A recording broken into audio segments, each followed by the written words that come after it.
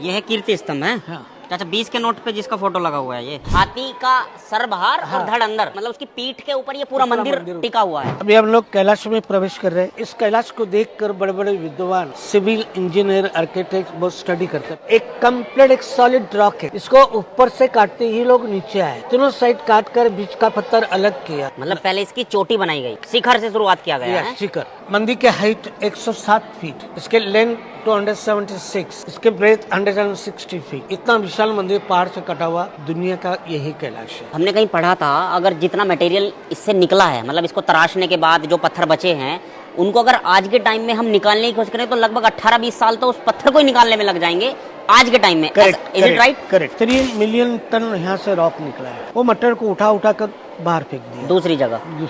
छन्नी हथौड़े से ही काम किया है। तो कई साल लगे ना। कितने वर्ष लगे होंगे सर? इसको 150 साल लगा। 3 मिलियन टन मलबा, यानी 30 लाख टन मलबा। अगर आज के टाइम में ट्रैक्टर ट्रॉली लगाकर इस मलबे को बाहर निकाला जाए तो कम से कम 16 से 17 साल इस मलबे को सिर्फ बाहर निकालने में लग जाएंगे। वो भी जब अगर हम 20 ट्रॉली पर डे की बाहर निकाल पाए। आज के टाइम में इस पूरी दुनिया में शायद ही कोई ऐसा शिल्पकार होगा जो इस तरह के स्ट्रक्चर को अंजाम दे सके। ऊपर तो छोड़िए, नीचे से भी तराश कर इस तरह का स्ट्रक्चर खड़ा करना लगभग नामुमकिन है, क्योंकि there is no second chance. अगर कोई एक बार पत्थर तराश दिया, समझो तराश दिया, उसमें आपको दूसरा चांस नहीं मिलेगा, क्योंकि ये कोई ऐसा ईंट नहीं है कि एक बार ईंट लगाई, अगर वो गलत लग गई तो उखाड़ कर दूसरी लगा दी। बिना किसी सपोर्ट के 15-20 फीट के छज्जे को रोक कर रखना ये कोई आम बात नहीं है। इससे पता चलता है कि उस टाइम भी हमारे देश का ज्ञान और विज्ञान कितना विकसित था। लंबाई 28 फीट विदाउट सपोर्ट, पूरा पहाड़ ऊंचा खड़ा है। अंदाज नहीं कर पाते कितना वेट और कितना वजन होना चाहिए। इसका शेप आपको लग रहा है चैरियट, रथ की तरह लग रहा है। ये 2 पिलर के पीछे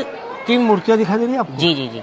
भारत की 3 पवित्र नदी है। गंगा भारत की मेन रिवर है, एकदम बीच में सीधी खड़ी है। Left side Saraswati, right Yamuna, दोनों कंबर झुकी हुई है। कलाकार को बताना है कि दोनों भी नदियां गंगा को आकर मिलती है, वो त्रिवेणी संगम हो रहा है। लेकिन उन कलाकारों ने कहीं पर भी ये मंदिर को निर्माण करते समय कहीं भी अपना नाम नहीं लिखा। कमाल है, ये उनकी महानता थी। ये उनकी महानता थी। इस मंदिर को शास्त्र का आधार दिया है, इसलिए आपको यहाँ से ऊपर जाना है। मंदिर के रचना में बता रहा हूँ, पहले गर्भगृह बनाया, बाद में सभा मंडप, नंदी ग्रह, ये पूरा उसके भाग अलग अलग लिखा है। कल्पना कीजिए कि एक पूरा पत्थर है, उसको तराशते हुए ये नीचे की तरफ ला रहे हैं। अब ये जो बाहर का स्ट्रक्चर आप देख रहे हैं, ये तो फिर भी 1% पॉसिबल है, लेकिन कमाल यहाँ होता है कि ऐसे ही इसके अंदर गर्भगृह बनाया गया है, सभागृह बनाया गया है, ये नंदी गृह बनाया गया, क्राफ्टिंग करके ही ये जगह बनाई गई, यानी एक तरीके से रूम बनाया गया, उसके अंदर फिर से क्राफ्टिंग, कार्विंग और इसको तराश कर ये पूरा सभागृह बनाया गया है। और ये जितने भी पिलर्स खड़े हुए हैं,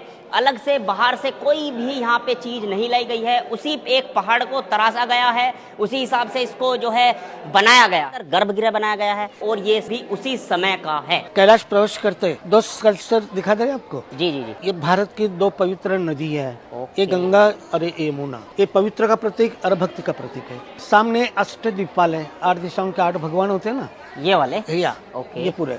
और इस तरफ विष्णु अवतार होते, ये वामन अवतार, नरसिंह अवतार, विष्णु गरुड़। यहाँ से शुरुआत हुई।